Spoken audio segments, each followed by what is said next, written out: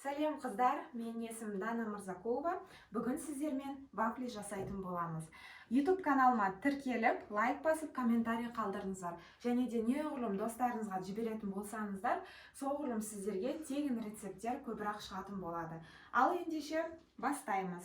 Вафлиге қажетті өнімдер: ең әуелі шекер, одан кейін разрыхитель, ванилин дәмін келтіру мақсатында, жұмыртқа, және де закрома комнаталық температурадағы 82-де 5%.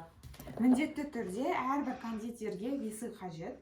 Кейін ыдыс және де ұн електен өткіземіз барлығын міндетті түрде.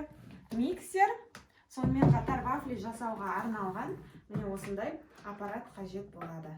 Ал ендеше осы қарапайым үйдегі бар заттармен сіздерге қалай жасау керектігін толық көрсететін боламын. Ең әуелі закрома комнаталық температурадағы 200 грамды қостым, одан кейін шекерден 150 грамм қостым. Осының көзін қазір 1-2 минуттай араластырып аламын.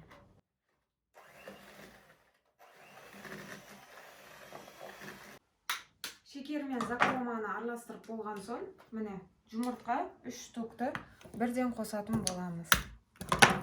Одан кейін тағы да жақсылап араластырамыз.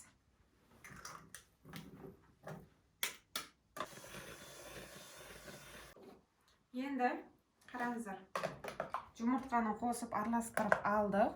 Енді 200 грамм ұн қосамын. Бұның барлығы ситадан қыздар өткізіліп қойған. Мен алдын ала уақытты созбау үшін өткізіп алғам. 200 грамм ұн.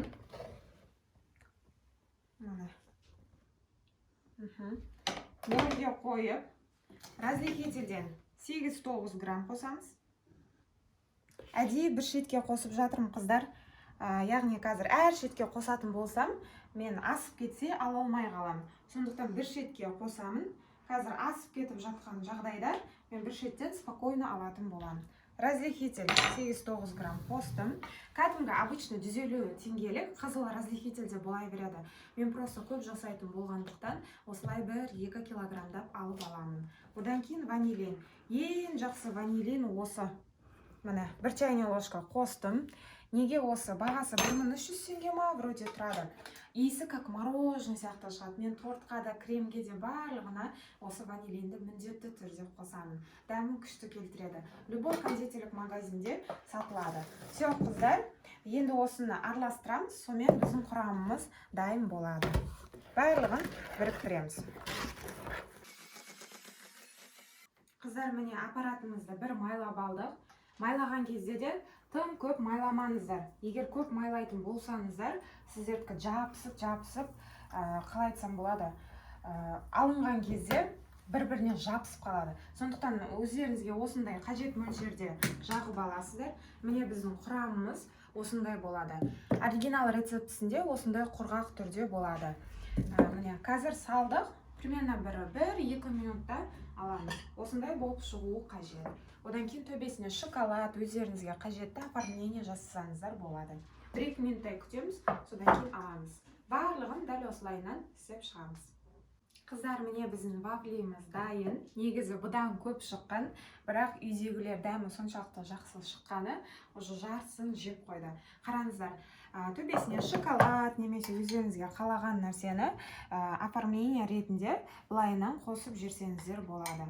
Одан бөлек менде онлайн және де живой мастер-класс бар, соған да қатыссаңыздар болады. Яғни басқа қаладан болсаңыз, онлайн 53 видеоға әр видео 30-40 минуттан түсіндірілген. Соған қатыссаңыз да болады. Егер Шымкент қаласынан болсаңыз, сізді живой мастер-классында күтемін. YouTube-қа жаңа видеолар шыққанын қаласаңыз, лайк басып, комментарий қалдырып отырыңыздар. Сіздерге міндетті түрде жаңа рецепттерді шығаратын боламын. Барынша белсенді болыңыздар.